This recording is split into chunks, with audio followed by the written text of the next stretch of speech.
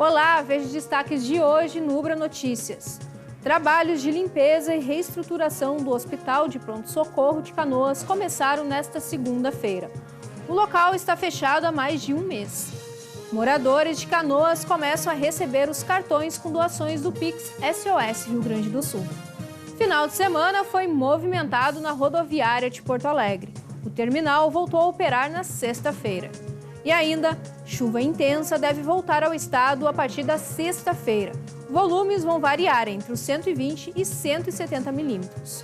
É agora no Ubra Notícias.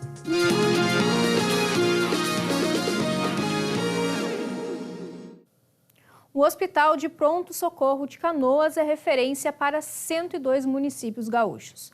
A instituição está fechada há mais de um mês devido ao alagamento em todo o primeiro andar. Nesta segunda-feira, iniciaram os trabalhos de limpeza e reestruturação do prédio. A placa indica uma reforma feita no HPS de Canoas, entregue em agosto do ano passado. Em menos de um ano, tudo vai precisar ser refeito.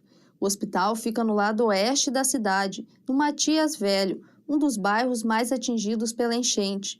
No primeiro andar não sobrou nada. Inimaginável, né? Inimaginável. Então, nós tínhamos aproximadamente 100 pacientes, alguns acompanhantes, os colegas que estavam de plantão naquela noite, né? E parte também da comunidade que adentraram o hospital para salvarem, para pudessem se salvar, né? O que realmente aconteceu aqui nessa instituição foi inimaginável e o desfecho dele, pelo menos, foi extremamente favorável com o resgate dessas 400 pessoas que aqui estavam. Essa é a Sala Vermelha, a porta de entrada do hospital. Aqui chegavam as ambulâncias com pacientes. Nesse ponto, a água atingiu mais de 2 metros de altura. A maior parte do atendimento no hospital se concentrava nesse primeiro andar. Aqui ficam as unidades de radiologia e de tratamento intensivo e o centro cirúrgico. Todos os equipamentos ficaram submersos por mais de 20 dias. Prejuízo milionário. Já temos algumas análises, né, de necessidade de equipamentos para essa estrutura, algo em torno de 37 milhões de investimentos necessários nesse primeiro momento, mas certamente o valor ele tende a ser um valor superior pela necessidade de estrutura hidráulica, elétrica e de rede de gases, que ainda está sendo avaliado por uma equipe de engenheiros técnicos. Na última semana foi feita uma vistoria no hospital. De acordo com a direção, não teve comprometimento na estrutura. Os trabalhos de limpeza iniciaram nesta segunda-feira e serão feitos por uma equipe especializada. O prazo para a reestruturação é de 6 meses, mas não existe ainda uma data de reabertura para o local que é referência para 102 municípios e realiza cerca de 5 mil atendimentos por mês. Referência de emergência, urgência e emergência do serviço do trauma, cirurgia do trauma. E essa importância desse hospital, essa representatividade dessa instituição nos faz trabalhar de forma muito forte para que no menor prazo possível nós possamos voltar, mas prazo hoje, infelizmente, nós não temos. A enchente deixou impactos em boa parte do sistema de saúde de Canoas. Essa UPA aqui fica bem próxima ao Hospital de Pronto-Socorro e também foi atingida. Além dela, outros 2 prontos atendimentos foram impactados dos 4 que a cidade dispõe. E de 26 unidades básicas de saúde do município, 19 foram atingidas. Para dar conta da demanda de saúde, hospitais de campanha foram montados na cidade. Os profissionais das instituições atingidas foram remanejados para atender nos locais que não sofreram impactos. Começou nesta segunda-feira a entrega do cartão com doações do Pix SOS Rio Grande do Sul do governo do estado para os moradores de Canoas, um dos municípios mais atingidos pela enchente no estado. Saiba agora quem tem direito e como fazer a retirada. A fila de pessoas em busca do benefício ocupou quase todo o segundo andar do Canoas Shopping, na região central da cidade. O seu Luiz e a esposa são moradores do bairro Harmonia há 48 anos. Com a casa atingida pela enchente, vieram resgatar o auxílio. Eu perdi completamente toda a minha casa, a casa da minha filha também, Perdi o carro meu, o carrinho velho tapou. Graças a Deus, né, que a gente vai pegar, deu mais 2.000, não tô bom, mas antes um pouquinho que nada, né, cara, o que a gente vai fazer? O valor de R$2.000 está sendo distribuído à população em 2 momentos. Nesta segunda-feira, são atendidas as pessoas com as iniciais do nome de A até o J, enquanto na terça-feira, da letra K até a Z. Para ter o direito ao benefício, as famílias devem ter uma renda de até R$ 4.236, o equivalente a 3 salários mínimos. Além disso, devem ser moradores de áreas atingidas pela enchente e que não tenham sido contemplados com o programa Volta por Cima. O atendimento acontece na área do Espaço Cultural do Canoas Shopping e funciona entre as 10 horas da manhã e as 4 horas da tarde. O valor é destinado a um representante do núcleo familiar que precisa atender aos critérios da campanha. Além disso, para o recebimento do cartão, o representante deve estar registrado no CAD único. Afetada pelos alagamentos, a Clarice conseguiu o benefício. Vai ajudar a comprar alguma coisa, porque eu perdi tudo. Móveis, roupa, eletrodoméstico, tudo. Para saindo com o cartão nas mãos. Comprar pelo menos a cama e o armário da cozinha.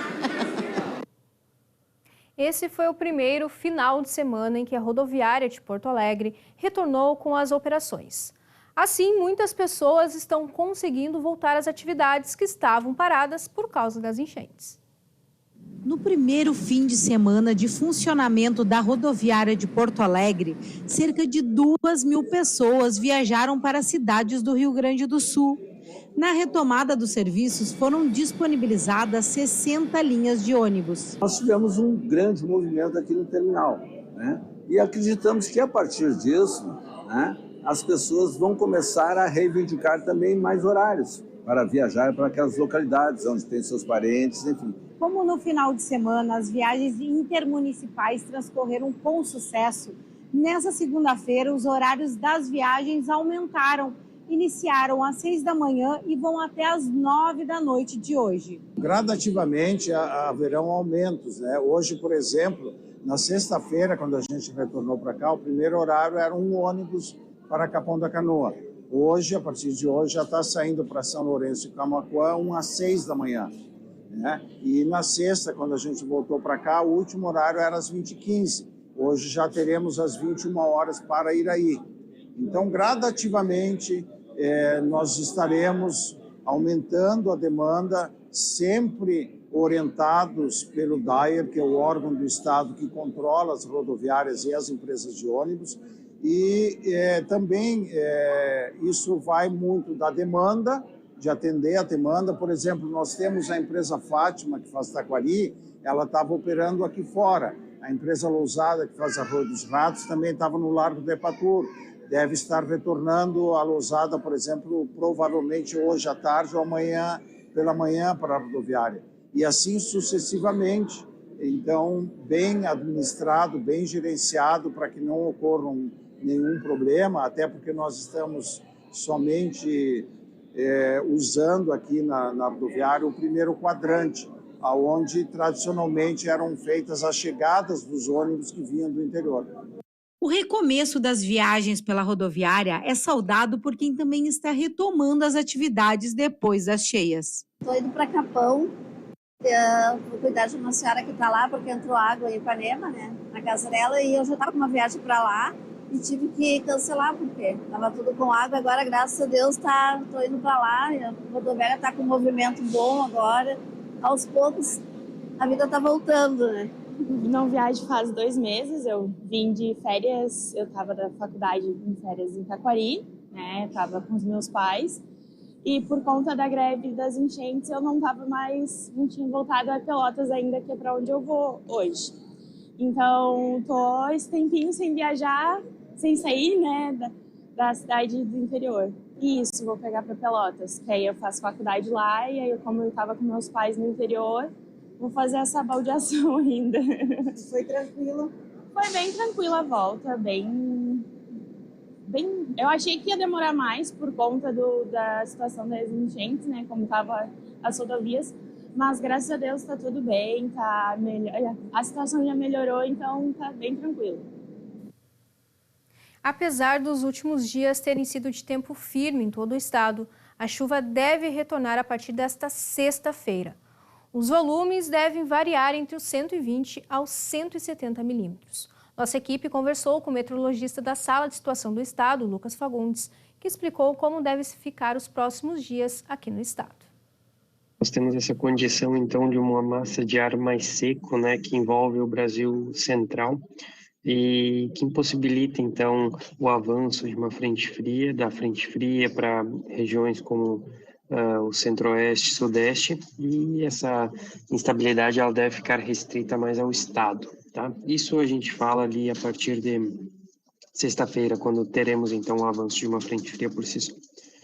Até então, nós devemos ter um tempo de predomínio estável em todo o território gaúcho e as temperaturas variando entre 26, 27 até 31 graus em praticamente todo o território gaúcho, né? Aquela condição estável sem muita chuva, uma condição bem tranquila.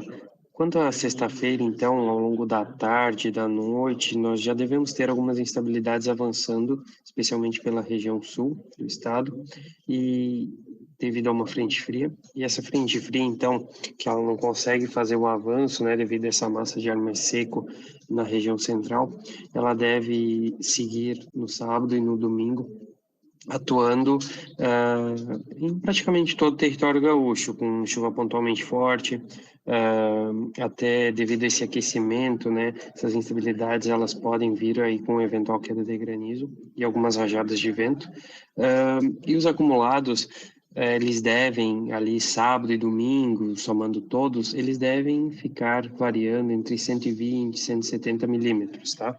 Mas a gente vem aí de um período bem de tempo estável, né? A gente teve, então, o solo sendo mais, secando mais o solo, então, essa condição desses acumulados deve ser até domingo. Só que, ao longo da próxima semana, especialmente avançando um pouco mais, né, falando segunda e terça-feira de semana que vem ainda, essas instabilidades elas devem prosseguir, devem seguir na metade norte do estado ainda favorecendo a chuva.